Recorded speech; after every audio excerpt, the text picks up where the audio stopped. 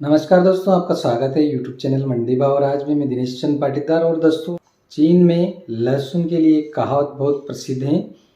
अगस्त जल्दी है, अक्टूबर देर से है और सितंबर लहसुन बोने का सही समय है। तो लहसुन की तेजी की बात करेंगे तो तेजी दोस्तों, सबसे पहले मैं बता देता हूँ आपको चीन की रिपोर्ट।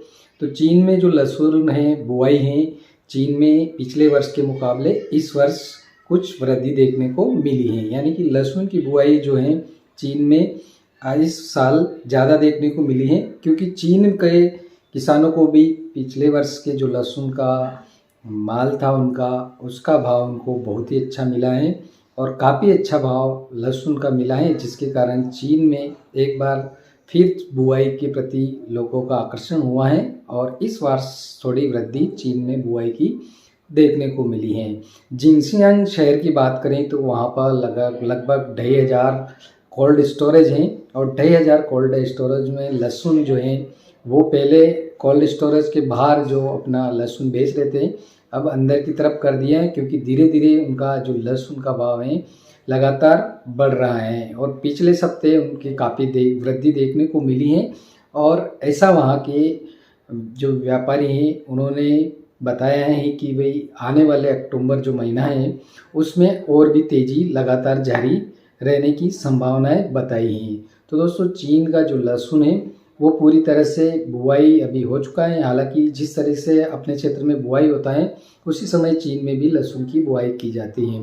नवंबर को जो चक्रवात आया था उसकी वजह से जो अगेती लहसुन की बुआई किसानों ने की थी, उन किसानों जो नदी के किनारे जिनके खेत थे उनके लहसुन जो हरी लहसुन थी उसमें थोड़ा बहुत वहाँ पे चीन के लहसुन को थोड़ा बहुत शुरुआत में ही नुकसान हो चुका है। तो ऐसी स्थिति में दोस्तों आगे क्या परिस्थितियाँ बनती हैं, किस प्रकार से उत्पादन होता है, इसकी बीच बीच में आप तक रिपोर्ट हम पहुँचाते रहेंगे। लेकिन दोस्तों, अगर अन्य देशों की भी बात करें, जैसे फ्रांस की भी बात करें या अन्य कंट्रियाँ हैं, इटली है, जर्मनी है या बहुत सारे देश हैं जिनमें लहसुन उगाया जाता है, वहाँ पर लहसुन जो रोपण का कार्य है वो रोपण का कार्य अधिकतर सितंबर अक्टूबर महीने में किया जाता है। लेकिन एक बात मैं महत्वपूर्ण आपको इम्पोर्टेंट बता देता हूँ कि इन सभी देश जितने भी वैश्विक स्तर पर लहसुन का उत्पादन करते हैं उन सभी देशों में लहसुन का जो हार्वेस्टिंग है इंडिया के मुकाबले 1 से 1.5 महीना देरी से होता है, क्योंकि वहाँ का वातावरण शीतकालीन रहता है और उस प्रकार से वो जल्दी वहाँ पर गर्मी नहीं पड़ती है, जिसके कारण उनका लहसुन का जो हार्वेस्टिंग है वो देर से होता है। जैसे कि मैं फ्रांस की बताऊं तो फ्रांस का जो लहसुन है अभी सितंबर अक्टूबर में ही लगाया जाता है, लेकिन उसका जो हार्वेस्टिंग होता है वो जून जुलाई में होता है।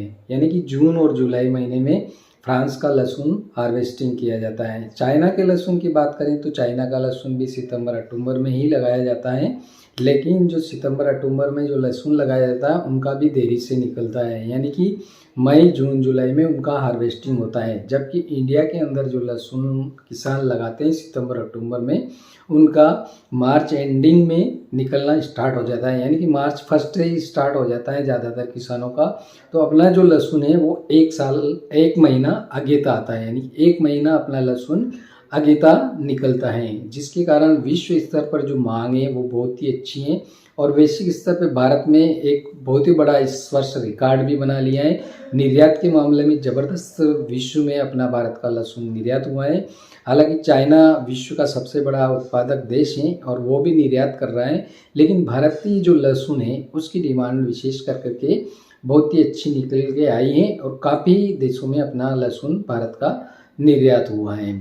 अब दोस्तों बात करते हैं कि अब स्टॉक और कितना बचा है। तो किसानों के पास स्टॉक हालांकि है, वो मंडिया में बराबर माल लेकर के पहुंच भी रहे हैं, लेकिन जो आवकें हैं पिछले समय के मुकाबले अब धीरे धीरे दीपावली बाद कमज़ोर होने लगी हैं और कम आवकें होने लगी हैं।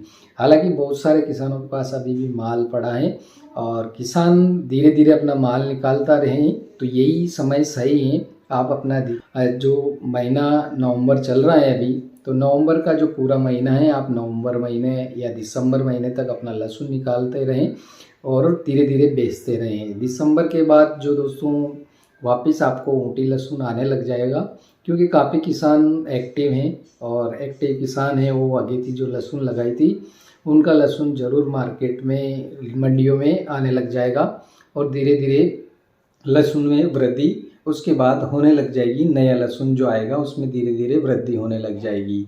तो ऐसी स्थिति में आप अपना जो लहसुन का स्टॉक है धीरे धीरे अपना माल निकालते रहें।